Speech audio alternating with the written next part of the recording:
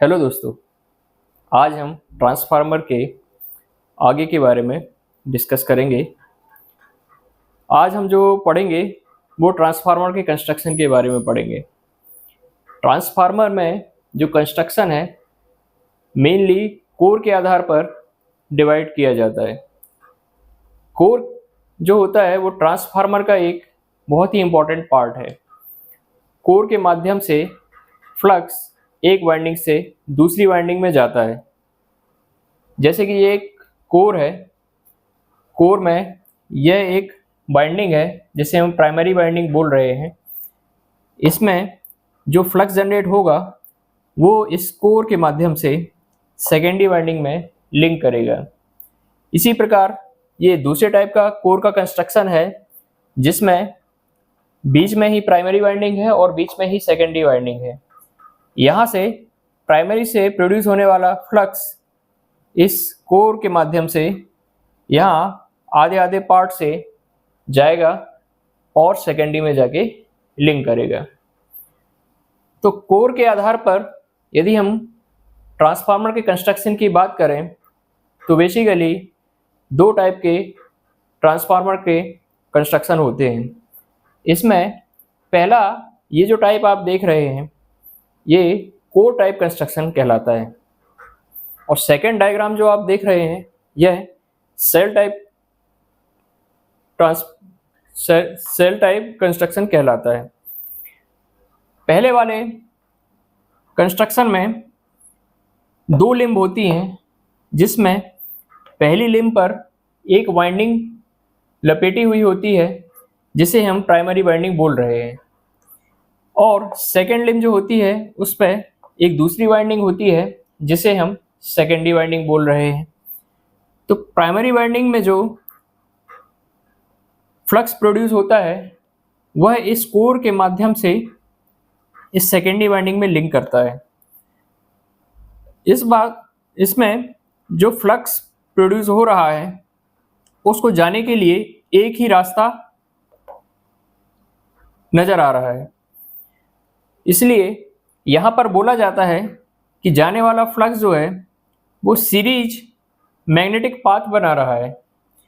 जबकि इस वाले कंस्ट्रक्शन में जो फ्लक्स प्रोड्यूस हो रहा है प्राइमरी वाइंडिंग के कारण उसको जाने के लिए दो रास्ते हैं। जो आधा फ्लक्स यह पहली लिंब से व आधा फ्लक्स जो है वो तीसरी लिंब से होता हुआ बीच की सेकेंड लिंब में अपना रास्ता कंप्लीट करता है। इसलिए इस केस में बोला जाता है कि यहाँ पर पैरेलल मैग्नेटिक पाथ बन रहे हैं। इन दोनों टाइप की कंस्ट्रक्शन में कुछ इंपॉर्टेंट बातें हैं जो कि हमको ध्यान देनी चाहिए। वो सभी चीज़ें यहाँ पर लिखी हुई हैं। जैसे कि पहला जो कंस्ट्रक्शन है इसमें दो लिंब होती हैं। लिंब मतलब दो भुजाएं होती हैं, उसमें एक में प्राइमरी वाइंडिंग होती है दूसरे में सेकेंडरी वाइंडिंग होती है। जबकि सेल टाइप कंस्ट्रक्शन में तीन लिम्ब्स होती हैं।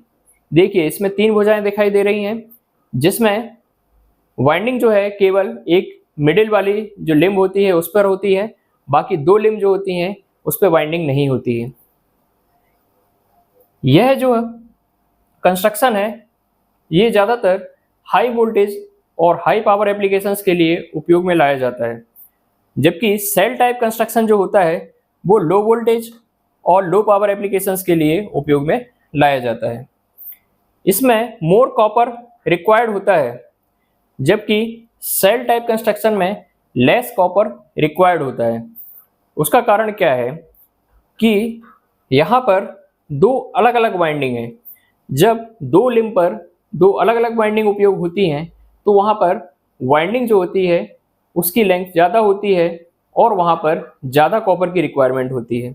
जबकि यहाँ पर एक ही लिंब पर लो वोल्टेज और हाई वोल्टेज वाइंडिंग लगाई हुई है, यहाँ पर कॉपर की रिक्वायरमेंट कम होती है। लेस इंसुलेशन, इस वाले कंस्ट्रक्शन में लेस इंसुलेशन रिक्वायर्ड होता है जबकि सेल टाइप कंस्ट्रक्शन में मोर इंसुलेशन रिक्वायर्ड होता है। उसका कारण क्या है, इसमें जो अलग अलग लिंब पर वाइंडिंग लगी हुई है तो उसमें इंसुलेशन कम लग रहा है, जबकि यहाँ पर लो वोल्टेज वाइंडिंग कोर के पास में होती है, उसके ऊपर हाई वोल्टेज वाइंडिंग होती है, उसके ऊपर अगेन लो वोल्टेज वाइंडिंग होती है, उसके ऊपर अगेन हाई वोल्टेज वाइंडिंग होती है। मतलब दोनों जो वाइंडिंग हैं वो एक के बाद एक होती हैं। इसको बोला जाता है कि वाइंडिंग जो है वो सैंडविच के फॉर्म में है। यहाँ पर लो वोल्टेज और हाई वोल्टेज के बीच में हमको बहुत ही अच्छा इंसुलेशन प्रोवाइड करना पड़ता है, इसलिए यहाँ पर इंसुलेशन की रिक्वायरमेंट ज़्यादा होती है। Large flux leakage, less flux leakage, क्योंकि यहाँ पर अलग अलग लिम्ब होने के कारण यहाँ पर एक ही रास्ता है, तो यहाँ पे लीकेजेस के चांसेस ज़्यादा होते हैं, जबकि यहाँ पर दो रास्ते हैं और लो वोल्टेज और हाई वोल्टेज वाइंडिंग पास पास में होती है, तो इसकी अपेक्षा इसमें लीकेजेस फ्लक्स का कम होता है। ये जो है सीरीज मैग्नेटिक पाथ है, मतलब इसमें जो है फ्लक्स को जाने के लिए एक ही रास्ता है, और ये पैरेलल मैग्नेटिक पाथ है। यहाँ पर जो फ्लक्स प्रोड्यूस हो रहा है उसको जाने के लिए दो रास्ते हैं, मतलब दो पैरेलल रास्ते अवेलेबल हैं।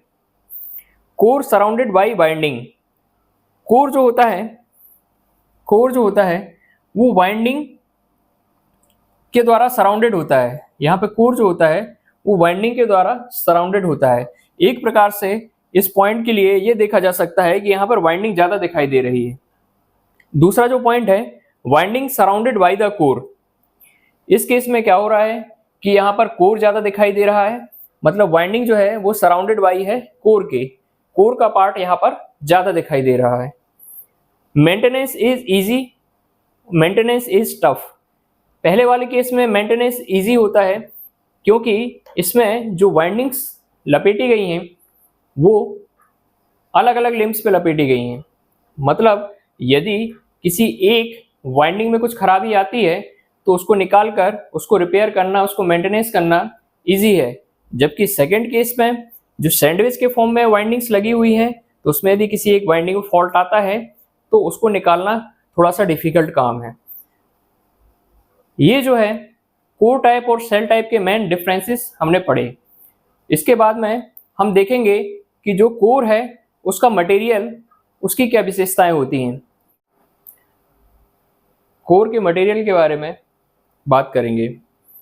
कोर का मटेरियल में एक इम्पॉर्टेंट टर्म है सिलिकॉन स्टील शीट। इसका मतलब ये होता है कि किसी भी ट्रांसफार्मर का जो कोर होता है वो शीट के फॉर्म में बनाया जाता है। शीट के फॉर्म में बनाने का कारण है इसमें भंवर धाराएं उत्पन्न होती हैं, मतलब एक करंट जो अननेसेसरी करंट है वो ऐसे गोल गोल धाराओं के फॉर्म में प्रोड्यूस होता है। यदि ये मटेरियल एक इकट्ठा सॉलिड पार्ट है, यदि इसी को हम शीट के फॉर्म में जोड़ जोड़ के बनाएं तो इसको जो भंवर धाराएं उत्पन्न हो रही हैं ये रास्ता प्रोवाइड नहीं होगा, क्योंकि यहाँ पर मटेरियल पार्ट होगा, फिर इंसुलेटेड पार्ट होगा, फिर मटेरियल पार्ट होगा, फिर इंसुलेटेड पार्ट होगा, तो रास्ता नहीं मिलेगा करंट को, जो एडी करंट्स हैं उसको रास्ता नहीं मिलेगा। तो लैमिनेटेड बनाए जाने का मेन कारण है उसके एडी करंट को रिड्यूस करना।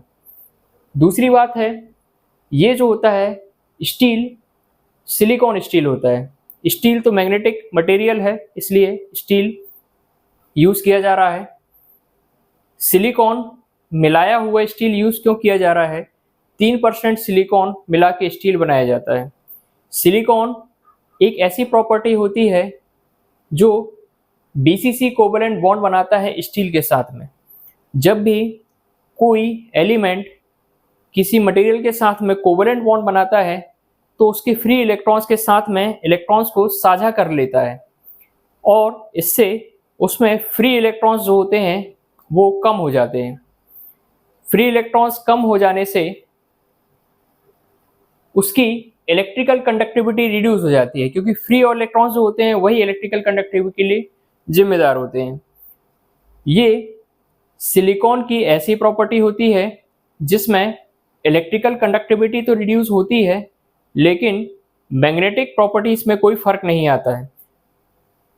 तो इसमें जो कोर का मटेरियल होता है उसमें बेसिकली हमको मैग्नेटिक प्रॉपर्टी से मतलब होता है, जबकि इलेक्ट्रिकल कंडक्टिविटी अच्छी होने से इसमें एडी करंट्स को पाथ मिलता है अपना रास्ता बनाने के लिए। यदि हम उसमें कुछ ऐसी व्यवस्था करें जिससे इसका रेजिस्टेंस बढ़ जाए, मतलब कंडक्टिविटी इसकी कम हो जाए, तो ये एडी करंट्स के लिए प्रतिरोध उत्पन्न करेगा, जिससे एडी करंट्स होंगी वो रिड्यूस हो जाएंगी। यही कारण है कि किसी भी ट्रांसफार्मर का कोर जो होता है वो लैमिनेटेड होता है शीट के फॉर्म में, जो आपस में जोड़ के बनाया जाता है। दूसरी बात, उसमें उपयोग किए जाने वाला स्टील सिलिकॉन स्टील होता है। इसमें इंपॉर्टेंट टर्म एक है कि इसमें जो सिलिकॉन की मात्रा होती है वह 3% होनी चाहिए। इसमें यदि सिलिकॉन की मात्रा को 3% से बढ़ा दिया जाए तो यह सिलिकॉन को ब्रिटल कर देगा, मतलब भंगुर कर देगा। उस केस में जब हम शीट के फॉर्म में कोर बनाएंगे, उसको चिपकाएंगे, तो वो उसको मैकेनिकल ब्रेक कर देगा, क्रैक्स ला सकता है। तो उसकी मैकेनिकल स्ट्रेंथ को क्या करेगा, कम कर देगा। दूसरी बात है, लैमिनेटेड क्यों बनाया जाता है? क्योंकि लैमिनेटेड बनाने से वह एडी करंट्स के रास्ते को ब्रेक कर देता है और एडी करंट लॉसेस कम कर देता है। इसमें इंपॉर्टेंट टर्म है कि थिकनेस शीट की कितनी होनी चाहिए। तो शीट की थिकनेस का मतलब है कि जो पतली पतली शीट होती हैं उसकी मोटाई कितनी होनी चाहिए। इसकी मोटाई जो होती है वो 0.25 से लेके 0.27 mm तक होती है, जो 50 हर्ट्ज सप्लाई के लिए एक वैल्यू है। तो इससे ज़्यादा नहीं करेंगे, इससे ज़्यादा पतली कर देंगे तो मैकेनिकली ब्रेक होने का डर है, और ये जो है 0.25 से 0.27 के बीच में ये जो है अच्छी वैल्यू देगा।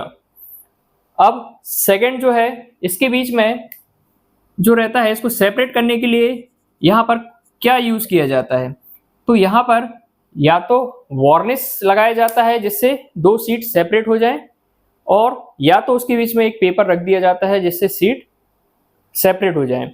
अदरवाइज यदि हम सीट को ऐसे जोड़ के रख देंगे तो वो भी एक सॉलिड के जैसे ही काम करेगा।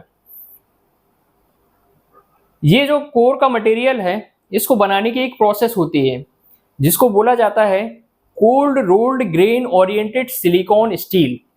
ये जो स्टील है उसका पूरा नाम है cold rolled grain oriented silicon steel. Cold rolled का क्या मतलब होता है कि जब हम स्टील बनाते हैं तो उसको धीरे धीरे ठंडा करते हैं और उसको ठंडी अवस्था में ही रोल किया जाता है, तो ये कहलाता है कोल्ड रोल्ड। ग्रेन का मतलब ये होता है कि सिलिकॉन जो होते हैं उसमें आयरन के जो क्रिस्टल होते हैं वो ग्रेनुअल फॉर्म में होते हैं, मतलब दानेदार फॉर्म में होते हैं। तीसरी चीज ओरिएंटेड का मतलब होता है इन अ पर्टिकुलर डायरेक्शन। ये जो तीनों चीजें हैं, इससे जो बनने वाला मटेरियल है, कोर का मटेरियल है, उसकी मैग्नेटिक परमिएबिलिटी जो होती है वो बढ़ जाती है। परमिएबिलिटी का मतलब क्या होता है? जो मटेरियल है उसको मैग्नेटाइज होना, डीमैग्नेटाइज होना, मैग्नेटाइज होना, डीमैग्नेटाइज होना, ये जितना आसान होगा वो उतना ही अच्छा मैग्नेटिक मटेरियल होगा। तो यही सब प्रोसेस है जिससे इसकी परमिएबिलिटी बढ़ जाती है, और इसके कारण जो हिस्टेरेसिस लॉसेस है वो कम हो जाता है। Decreases the hysteresis losses to the flux in the direction of rolling, reduces the hysteresis loss. तो ये था ट्रांसफार्मर का कंस्ट्रक्शन जो कि कोर के बेस पर है। आगे जो है इसमें होने वाली लॉसेस के बारे में थोड़ा सा हम प्रकाश डालेंगे।